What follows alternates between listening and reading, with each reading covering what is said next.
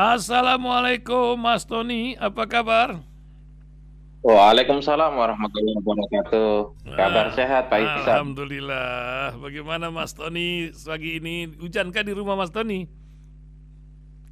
Ini Hujan, mendung ini, kayaknya mau mendung. mau Oh. gerimis, mau hujan ya. Nah, itu yang terjadi. Suasana di Nah, Republik ini yang memang penting yang agak. penting Mm, tidak tidak hujan musibah aja. Nah, itu di Demak sudah hampir 2 pekan, entah 3 pekan banjir itu ya, Masya Allah. Mas Tony, ini banyak isu Hang Heng Hong di negeri kita ini luar biasa, Mas Tony. Ada namanya hak angket. Ini ada daftarnya yang sudah daftar di depan media Indonesia. Juga ada lagi kisah Hang Heng Hong urusan KPK, Firly menghilang. Apa yang terjadi nih? Belum lagi urusan KPK yang menerima apa ya? Ya pesugihan atau uang apa namanya? Uang di tahanan itu hanya dihukum minta maaf. Ini juga sebagaimana fenomena baru dalam sebuah hukum pidana. Nampaknya tindakan pidana hukumnya minta maaf. Belum lagi yang kami ingin dengar dari Mas Tony Rosid tentang alasan dari apa ya, para para pengelola kepemilihan umum ini. Kok sedemikian banyak ya Hang Heng Hong yang terjadi dalam perjalanannya? Apakah ini akan menjadi sebuah putaran kedua atau kita terima alkisah dari sandiwara ini yang kita hadapi sekarang? Belum lagi urusan makan siang gratis, dari mana itu pitinya, hepengnya ya. Ini menjadi sebuah warning Menteri Keuangan yang akan menyongsong inflasi di tengah naiknya harga beras. Hari ini sudah 18.000 yang premium, Mas Tony. Luar biasa. Nah, mungkin itu diantara yang ingin kita dengarkan dari Mas Tony Rosid yang selalu mengamati perkembangan. Dan juga saya lihat kalau saya ke Menteng itu demo banyak, tapi kok udah ada beritanya? Kemana itu beritanya, Mas Tony ya? Ini juga hari Sabtu, Jumat Sabtu ini luar biasa pula akan ada demo. Silakan Mas Tony Rosid. Tafadhol. Iya, kita berangkat dari yang ringan-ringan dulu aja tentang Betul. Hmm. KPK ya. Hmm. Ini kan ringan. Hmm. Firly ini cocoknya jadi politisi, bukan penegak hukum. Nah, ini Karena lincah gitu kan, lincah, lincah. lincah. Kalau yang lincah itu mestinya ke DPR gitu. Karena Hmm. di situ banyak orang yang lincah. Yang lincah. Iya, jadi eh begini, kita seringkali double standar, tidak memiliki satu standar, meskipun undang-undang adalah standarnya, tetapi di dalam prakteknya kemudian berdouble-double standarnya. Jadi tidak menggunakan keadaan atau yang ada untuk membuat keputusan, tetapi berdasarkan kepada hal-hal yang justru di luar yang seharusnya disyaratkan di dalam undang-undang. Hmm. Misalnya untuk penahanan. Hmm. Seseorang ketika dijadikan tersangka ditahan Hmm. ketika orang itu punya potensi untuk menggelapkan alat bukti, punya potensi untuk lari, ya sehingga Hmm. kemudian tidak tertangkap. Mestinya kan kalau kita melihat Firly ditetapkan ditersangka, mestinya langsung ditahan. Kenapa? Ini orang kuat sekali, mantan ketua KPK. Coba Hmm. kita bisa bayangkan. Hmm. Beliau ini pada saat menjadi penyidik di KPK dan kemudian melakukan sebuah pelanggaran etik, mau diberikan sanksi, lalu dicabut dan kemudian diangkat menjadi Kapolres. Ini misalnya, Hmm. gitu kan. Terus kemudian setelah itu balik lagi justru menjadi ketua KPK. Ya. Hmm. Ketika beliau menjadi ketua KPK, disitulah kemudian menjalankan revisi Undang-Undang KPK. Itu ada bahkan ada TWK segala yang memecat orang-orang KPK yang justru punya integritas. Di situ dibuangin Hmm. menjadi area untuk menggusur terhadap orang-orang yang dianggap pesaingnya pada saat itu. Ini kan sebuah perjalanan buruk dan KPK di masa Firly adalah KPK yang terburuk Hmm. sepanjang KPK itu berdiri. Hmm. Tahu rekod seperti ini, nggak usahlah kemudian ke sekelas Kapolda, nggak usahlah kemudian sekelas penyidik. Penyidikan ini orang-orang yang cerdas. Gitu. Hmm. Masyarakat awam aja mengetahui bahwa ini nggak beres, ini bermasalah. Hmm. Tapi kenapa ketika dijadikan sebagai tersangka, lalu tidak ditahan. Nah, pada akhirnya ujung dari semua cerita ini pengacara aja susah untuk mencarinya. Di Enggak. mana gerangan orang ini berada? Apakah Hmm. masih di Indonesia atau di luar Indonesia atau Hmm. ditahan atau tidak? Pengacaranya aja nggak tahu. Hmm. Ini sebenarnya fenomena Firly ini kan terjadi di banyak tokoh-tokoh yang tidak diperlakukan secara adil dalam konteks hukum. Banyak Hmm. orang yang punya potensi seperti Firly, ada kekuatan, ada akses untuk menghilangkan barang bukti, ada akses untuk bisa lari, tetapi tidak ditahan. Sementara ada orang-orang kecil yang sesungguhnya tidak memiliki akses untuk tidak memiliki kekuatan dan kemampuan menghilangkan barang bukti, juga tidak memiliki akses untuk sampai menghilang, ya sampai lari. Tetapi justru ditahan, Hmm. tersangka langsung ditahan, dan juga masalahnya jauh lebih kecil daripada masalah-masalah orang besar itu. Ini seharusnya menjadi sebuah evaluasi bagi penegakan hukum kita di Indonesia ini. Kenapa ini terus-menerus terjadi? Lagi-lagi, semua sebenarnya hanya referensinya adalah pemimpin. Kalau kita memiliki seorang pemimpin yang tegas, seorang pemimpin yang disiplin, seorang pemimpin yang taat hukum, seorang pemimpin Hmm. yang betul-betul mendorong tegaknya hukum, saya pikir ini bisa terjadi.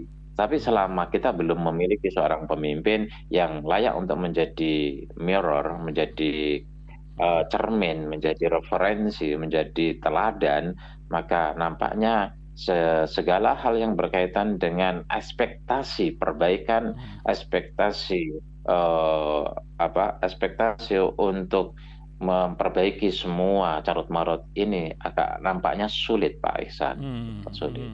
Oh, Lagi-lagi kemudian kalau kita bicara leadership. di KPK, di mana itu di tempat apa Hmm. itu namanya, Dia.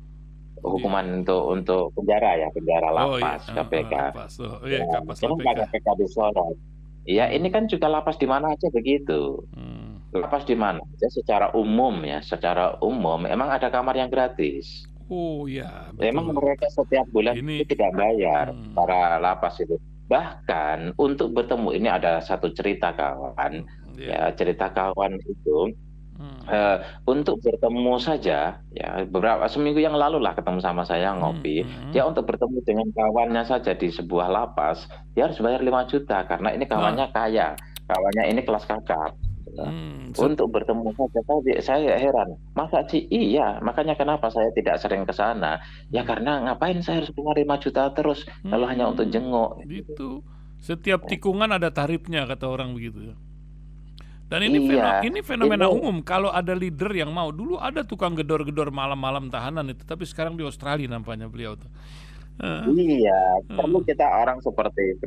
Tapi karena bawahan berat juga, tetap betul-betul gini, sederhana kok. Misal saya jadi pemimpin negara, jadi presiden misal, ya perintahkan aja, kau menteri, kemudian hmm, wakil kamu buat seperti itu, wakil kamu gedor-gedor aja, menteri kamu teriak aja, terus kemudian kamu pecat orang, kalapas-lapas kamu ganti, yang kemudian kamu hmm, sidak, ya kamu cari informasi, kamu tanya kepada sampel atau random sampling aja hmm, kepada mereka yang ada di lapas. Ada nggak situasi seperti itu? Kamu kasih waktu 1 minggu. Kalau 1 minggu dia tidak benar atau 1 bulan tidak benar, kamu ganti tukang lapasnya aja. hmm. Selesai. Sederhana. Sederhana Perlu kalau dukungan. perlu Lagi-lagi kalau leadership jika gitu. seandainya, Hmm, andai hmm. sebagainya, itu barang yang sederhana, barang yang simpel, barang yang mudah. Kata Pa- siapa itu tidak bisa dilakukan? Sangat mudah bisa Padahal dilakukan. kan Gitu. ikonnya Hal yang daerah besar saja bisa pembinaan ya. dibuat, apalagi yang remeh-temeh. Gitu. Betul, betul, Itu betul. Pak Isan, jadi Hmm. aduh, kecil gitu. Sabar, Itu sabar, kecil Pak, seperti sabar. membalik telapak tangan aja, gitu kan. Kalau mau. Salam luar biasa. Kalau Ah, mau, gitu kan. itu dia. Kemudian kita masuk ke isu apalagi ini tadi? Banyak ini, Isu Mas Tony. Itu sampai pesantren aja dijadikan tempat rubah-rubah suara. 1 juta cing satu suara kata Mas Tony. Itu ada ratusan sampai 1 juta itu kata Oki Madasari itu mengatakan di Jawa Barat ini luar biasa. Ya pemilu yang lagi hang-hengong ini Saya Mas Tony. kan dapat laporan dari banyak teman. Saya kebetulan punya jaringan pesantren, punya Hmm. jaringan Hmm. organisasi ekstra kampus, saya punya Hmm. jaringan teman-teman kampus, Hmm. saya punya jaringan aktivis. Ya dengan Hmm. sendirinya kan kita saling komunikasi, biasa saling komunikasi lah. Dan Hmm. mereka kemudian menceritakan, oh Hmm. di wilayah sana misalnya kayak Jepara, Kudus, Hmm. Demak, ada Hmm. yang bagi-bagi itu Hmm. capres tertentu bagi-bagi 10.000. Hmm. Ada yang kemudian di daerah Hmm. Purwodadi gitu, dan Hmm. mana itu Purwodadi, Blora. Dengar-dengar itu ada yang menceritakan ke saya ya, ini informasi ke saya, itu 150.000 per orang dari capres-capres tertentu. Ada yang di Jawa Barat pada cerita mendapatkan 300.000 per orang. Ada satu daerah tertentu, satu keluarga mendapatkan 500.000, tidak per kepala tapi keluarga. Ada yang tokoh-tokoh, bagiannya adalah 10.000. Ada yang kemudian kemarin dapat cerita, ada seorang profesor, kiai profesor mengumpulkan para kiai yang lain, ditanya, Hmm. marah-marah dengan para kiai itu. Kamu dapat apa? Cepat sumbangan 4 miliar untuk apa? Untuk bangunan pesantren. Nah, Hmm. kenapa pada saat pemilu pemberiannya? Dan ya begitu banyak sesungguhnya informasi seperti ini. Bahkan Pak Mahfud sendiri itu bilang dan videonya cukup viral. Hmm. Ya ada satu lurah yang ya ditekan, kamu harus memenangkan paslon ini, kalau enggak nanti diaudit itu Hmm. bermasalah itu dana Hmm. desamu. Bahkan ada lurah atau kepala desa yang juga ditekan, kamu harus ikut mempengaruhi lurah-lurah yang lain untuk ikut kampanye paslon tertentu. Dan ini kan agak susah dibantah karena apa? Terlalu banyak yang memberikan pengakuan-pengakuan, cuman mereka tentu saja tidak berani memberikan pengakuan secara formal. Tetapi Hmm. mereka omong satu dengan yang lain itu bicara. Dan ini saya pikir Pak Isan juga dengar dari mana-mana, Ya saya dengar dari banyak. mana-mana, dan teman-teman yang lain juga dengar dari mana-mana. Hmm. Mendengarkan bahkan dari pelaku-pelakunya langsung, termasuk mendengarkan dari orang yang menerima duit langsung, orang yang membagi duit, bahkan ditunjukkan sing bagi itu partai ini. Kalau di Jawa Tengah mereka Hmm. yang bagi melalui ketuanya, yang di Jawa Barat partai ini, Hmm. ya makanya partai ini kuat sekali di Jawa Barat dan sebagainya dan sebagainya. Hmm. Ini informasi begitu vulgar, begitu transparan, begitu mudah untuk dilacak gitu kan. Dan kalau kemudian ada asumsi bahwa ini adalah terstruktur karena apa? Arti terstruktur karena kemudian memerintahkan ya Hmm. dari atas sampai tingkat bawah itu terstruktur. Ini sistemik. Kenapa dianggap sistemik? Karena direncanakan gitu loh. Ya. Direncanakan dan kemudian dilakukan sesuai dengan rencana itu. Ini masif. Kenapa dianggap masif? Hmm. Karena itu ada di Berbagai berbagai tempat. wilayah khususnya di pulau provinsi di Pulau Jawa Hmm. ini terjadi masif. Dugaan-dugaan ini sebenarnya oleh publik diyakini ada, ya sekali lagi Hmm. oleh publik diyakini ada, dianggap ada, ya terus kemudian kalau ahli hukum bilang hukum tata negara, ya Hmm. buktikan saja di MK, ya terus Nah, kemudian siapa kemarin kata Sekjen PKS ya. Ngapain iya. saya ke MK? Ketemu pamannya lagi katanya. Gitu. Ah, Jadi terus, lucu-lucuan. Apa eh, yang kemudian ini, maka kemudian adalah hmm. sebagai alternatif hak angket sedang didorong. Hak Hmm. angket itu kan syaratnya cuman diusulkan oleh 25 anggota DPR Hmm. dan dari 2 fraksi. Ya, Hmm. kemudian habis itu diplenokan. Setelah dipleno, kalau itu didukung oleh 50% plus 1, maka kemudian dibikin pansus, panitia khusus, Hmm. yang tugasnya adalah melakukan membuktikan apakah betul tuduhan, sangkaan, Hmm. dugaan itu TSM itu terjadi. Maka Hmm. tim inilah kemudian melakukan investigasi, dipanggillah lurah-lurah tadi, Hmm. dipanggillah kepala-kepala daerah Hmm. yang dianggap terlibat di dalam kampanye, dipanggillah aparat-aparat keamanan yang diduga dia terlibat di dalam kampanye, bahkan tidak menutup kemungkinan panggil Pak Presiden untuk memberikan keterangan, dan itu live di televisi ditonton oleh masyarakat, seluruh masyarakat Indonesia, untuk menjawab secara jujur apa yang sesungguhnya terjadi. Ya, tetapi ini memang nampak, dan ini didorong tidak hanya oleh paslon atau oleh partai-partai pengusung.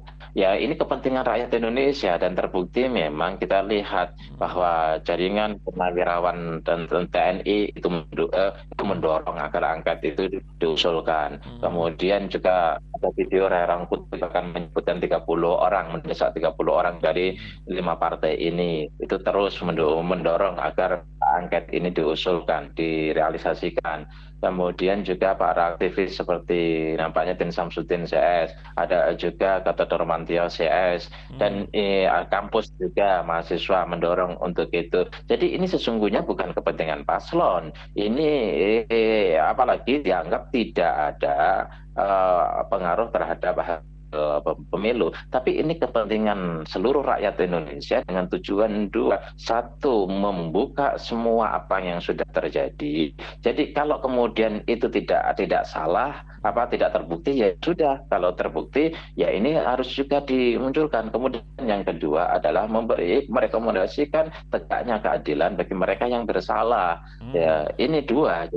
Jadi ini bukan kepentingan untuk menyelamatkan bangsa ke depan, supaya tidak ada kecurangan lagi. Kalau memang nanti terbukti dari hasil investigasi ada kecurangan, tidak ada pelanggaran. Kalau nanti terbukti ada pelanggaran, ke depan pemilu tidak ada pelanggaran begitu vulgar terhadap undang-undang lagi. Dan yang kedua adalah menegakkan keadilan, jangan sampai mereka yang sesungguhnya melakukan pelanggaran itu dibiarkan. Tetapi Pak Ihsan, nampaknya juga ada upaya untuk menghalang-halangi munculnya hak angket. Sebenarnya kalau tidak ada yang merasa bersalah, kalau ini tidak bisa dibuktikan, ngapain harus ada yang takut? Ngapain harus ada yang pusing?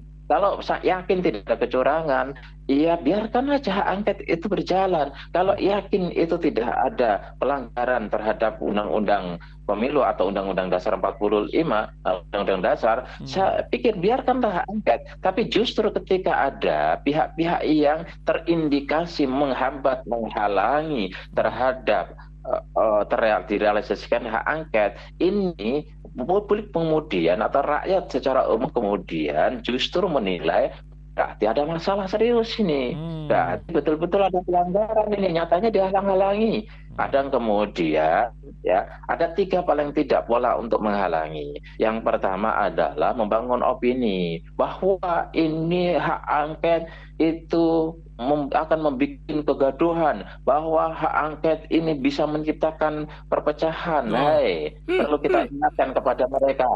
Ya, ini kan hak angket itu diatur di dalam Undang-Undang Dasar, di mana itu merupakan bagian daripada hak konstitusional. Masa Undang-Undang Dasar dibuat untuk menciptakan kegaduhan? Masa Undang-Undang Dasar dibikin untuk menciptakan perpecahan? Tidak, ini kebalik otaknya kalau mengatakan begitu. Jadi Undang-Undang Dasar dan Undang-Undang itu diciptakan dalam rangka untuk agar semuanya itu ada kepastian hukum. Justru kalau ini tidak dilakukan, ada kegaduhan, jangan dibalik. Justru kalau itu tidak dilakukan, malah muncul perpecahan. Tapi supaya tidak memunculkan kegaduhan, tidak memunculkan perpecahan, maka itu aturan itu dipakai supaya semua berjalan sesuai dengan aturan. Jangan Anda beberapa pihak itu menuduh bahwa Undang-Undang Dasar dibuat seolah-olah kan gitu, itu untuk menciptakan kegaduhan. Hak angket itu kan produk undang-undang, bos. Gitu kan?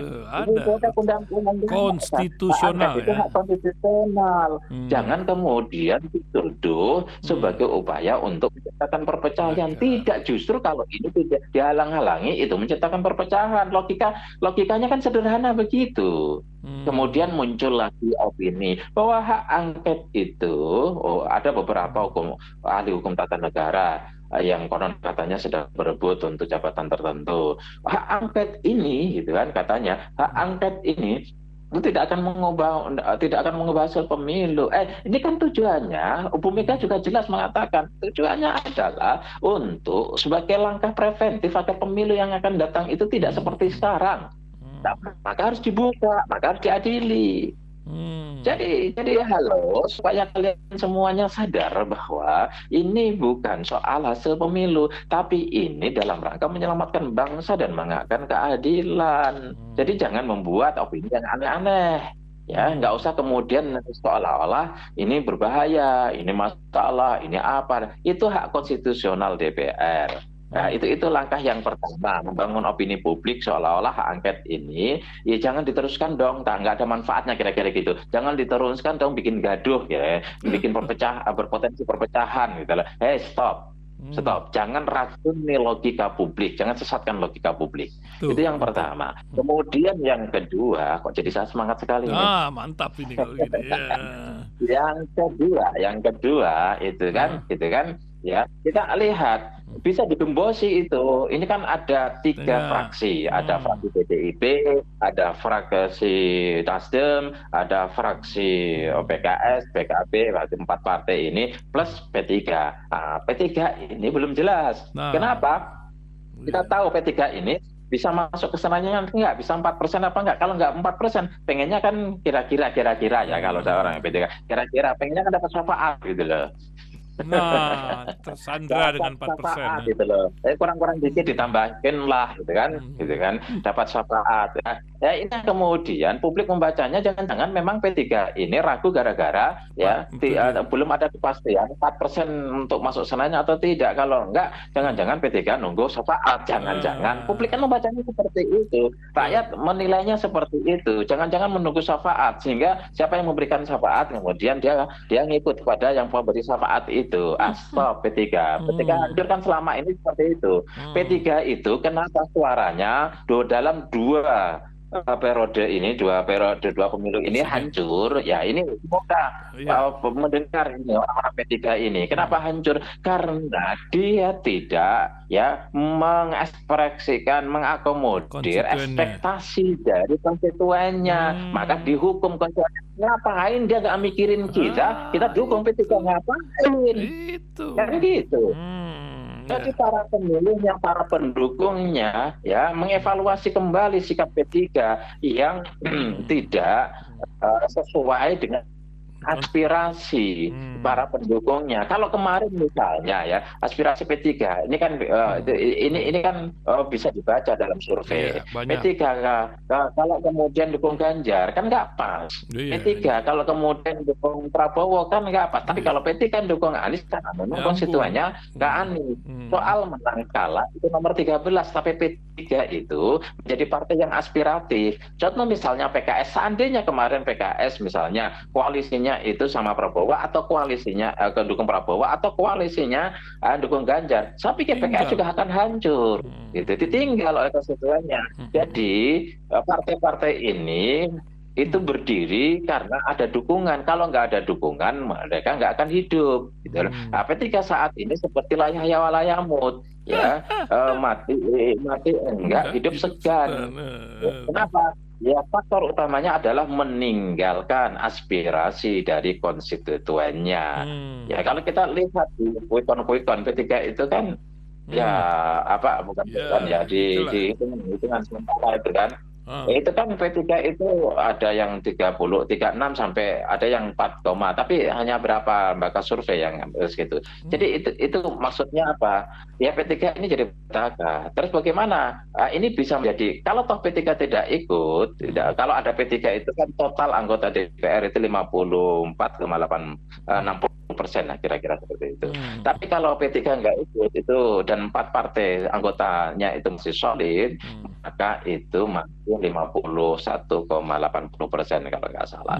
Jadi Pak Isman dan seluruh pendengar Rasil, ini partai-partai pun kemudian ditawari. Ada salah satu ketua partai Nasdem, ketua partai Nasdem lah diundang ke istana. Sampai di istana dibilang, oh Pak Surya Paloh itu yang datang. Gini sederhananya publik menilai, kalau ada pertemuan dan itu tidak ada di media maka deal. Gitu. Tapi kalau ada pertemuan, ya belum pertemuan aja udah di framing di media, berarti nggak deal. Itu rumusnya. Itu aja. Berarti tidak ada kesepakatan. Ya, jadi ada diam-diam gitu kan. Coba perhatikan. Iya. Ya kalau dia deal supaya nggak jatuh, tahu-tahu udah tenang lah gitu kan. Iya. Tapi kalau justru diungkapkan itu justru merugikan pihak tertentu. Harus dijaga privasinya, harus dijaga harkat dan martabatnya. Kok kemudian diungkap? Wah, itu berarti menghajar memframing gitu, memframing dan namanya jadi buruk. Akhirnya kan publik membaca, wah Surya Paloh ini pengkhianat ini, wah Surya Paloh ini sudah mulai hanggus jauh jabatan ini, Surya Paloh ini nggak tahan ini, kan framing seperti itu. Iya, Gitu loh. iya, Nah, oke. kalau ada muncul di media berarti nggak adil. Nah, jadi yang kedua itu partai-partai ini mencoba untuk tentu saja, kamu mau nggak? Udahlah, nggak usah rame-rame. Misal, ini kan misal, nggak usah rame-rame lah. Kamu kampanye kemarin habis berapa? Ya, habis berapa? 2 T? Udahlah, ini 2 T. PT lagi. Aku kalikan 2 saja, 4 T lah ini buatmu. Aku kasih jatah kamu menteri, gitu kan? Nah, ini apakah kemudian seperti PKB, seperti Nasdem, PKS, ya, kemudian apalagi PKS, kemudian satu lagi PKB, Nasdem, kemudian PKS, PDIP, apakah kemudian mereka memberikan ruang untuk bernegosiasi, diganti, bahkan dilipat gandakan biaya kampanye dan mendapatkan jatah menteri transaksional gitu, tidak semuanya. ya bergantung nanti gitu kan. Kita akan lihat partai-partai seperti ini semua tidak ada yang mustahil ya, semua tidak untuk kemungkinan gitu kan ini terjadi. Oleh karena itu ya kita sebagai rakyat sipil ya kita menginginkan para politisi kita itu punya integritas, punya marwah, jangan khianati aspirasi, jangan kemudian nanti akhirnya bernasib seperti P3. Sekali lagi jangan khianati aspirasi para pendukung, nanti nasibnya bisa seperti P3.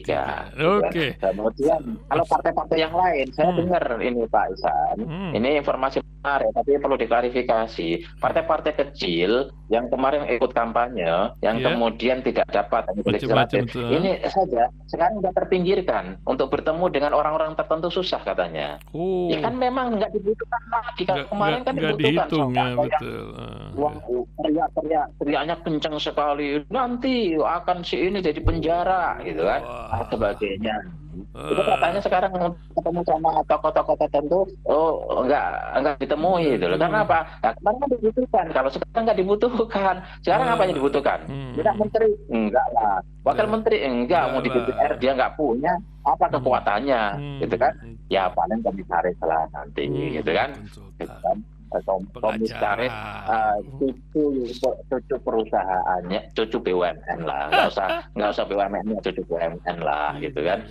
Kira karena untuk menghargai teriakan kemarin lah, gitu kan? Insyaallah. Gitu, Pak Ihsan. Waktu pula nih. Terakhir nih urusan beras di istana nih, masalah istana membicarakan masalah perut. Belum lagi urusan makan bersama, apa gimana makan siang dan lain-lain itu. Udah juga harga beras yang kacau. Yang secara singkat itu bisa dioperasi melalui anggota-anggota DPR. Dari 4 partai itu kan ada, atau dari 4 partai itu kan ada yang partai-partai yang caleg yang sudah jadi anggota DPR tapi nggak jadi. Nah, mereka bisa didatangi, dipanggil, dilobi, kamu kan nggak jadi. Ngapain kamu loyal sama pimpinanmu? Kamu bisa pindah-pindah partai ke tempat yang lain kok. Ini kamu kemarin habis berapa? 10M kan? 15M kan? Nah, udah aku kasih bonus 20M buat pensiun kamu. Yang penting kamu tidak ikut-ikutan di hak angket, gitu kan? 20M. Kalau ambil 100 orang kali 20M kali 100 orang, itu paling 2 triliun kan, gitu kan, kecil gitu, sehingga tidak sampai 50% plus 1. Itu bisa dilakukan dan peluangnya itu ada, Pak Ihsan. Oleh karena itu bergantung nanti ya. Kalau kemudian kita bicara lanjut urusan perut, ini memang beras lagi naik. Kemarin saya ngantar istri beli beras 17, sekarang katanya udah 18.000 ya per kilo ya. 18,5.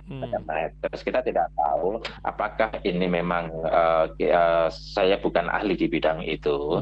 Apakah ini ada yang seperti beredar ada oknum yang menimbun sehingga beras tidak beredar sehingga naik, atau memang kemarin itu dipakai juta dipakai buat bansos.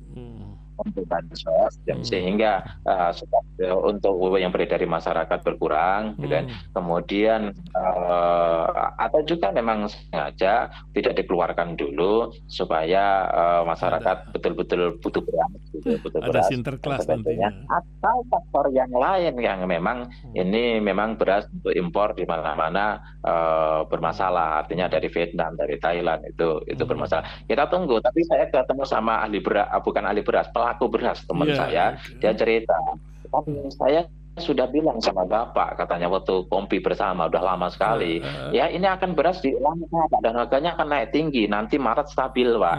Nah, kita lihat nantilah apakah Maret betul-betul stabil, berarti di situ kalau Maret ini betul apa kata omongan teman saya itu, ya berarti memang ada pihak-pihak, ada oknum-oknum yang mencoba untuk memainkan ini. Terima kasih Mas Tony. Luar biasa bincang-bincang pagi hari ini, dan kita bertemu menjelang Ramadan di pekan terakhir dari bulan Sya'ban, pekan depan insya Allah. Begitu Mas Tony ya? Insya Allah. Insya Allah. Ya, Terima kasih Mas. Assalamualaikum warahmatullahi wabarakatuh. Ya, Assalamualaikum warahmatullahi wabarakatuh.